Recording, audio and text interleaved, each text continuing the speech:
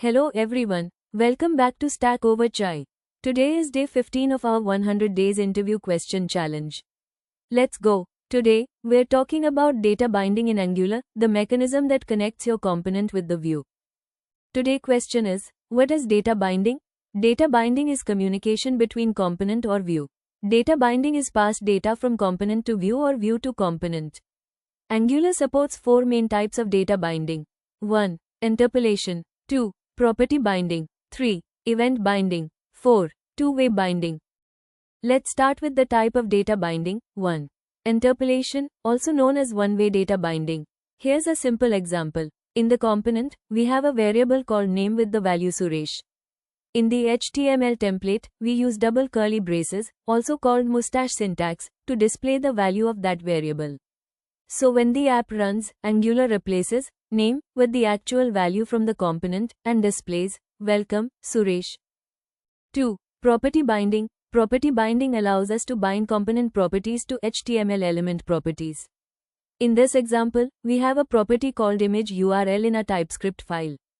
In the template, we bind this property to the image's src attribute using square brackets src equal to image URL. So, instead of hardcoding the image path, Angular dynamically sets it from a component. If the image URL changes in the component, it will automatically update in the view too. That's how property binding allows data to flow from the component to the view in a one-way direction. 3. Event binding. Event binding is used to respond to user actions like clicks or key presses.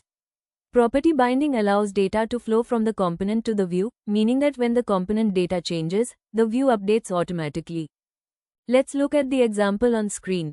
Here, we have a button with an event binding, click event equal to onButtonClick method.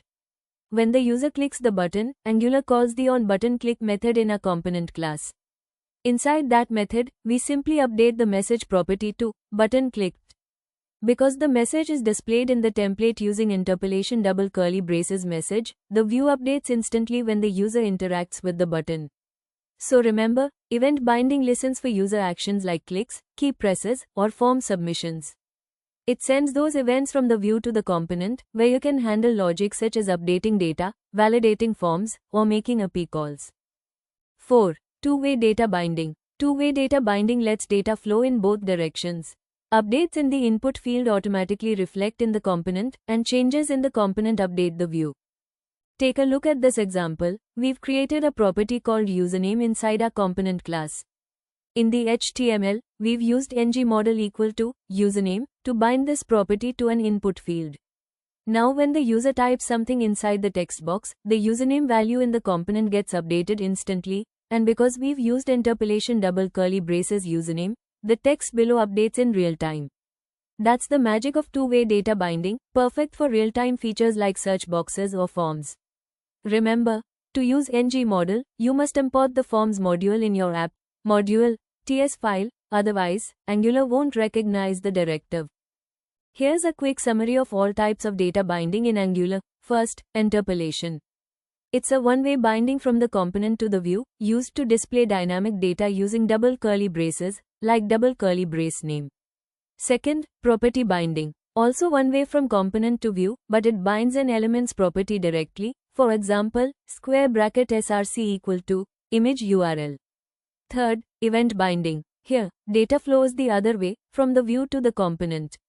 It listens to user actions like button clicks, click event equal to onClick function. And finally, two-way binding. It connects both directions at once. View and component stay perfectly in sync using the special syntax ngModel equal to username. So in short, interpolation and property binding send data to the view, event binding sends data back to the component, and two-way binding does both together. That's all for day 15. Don't forget to like, share, and subscribe to Stack Over Chai. See you tomorrow for another important question.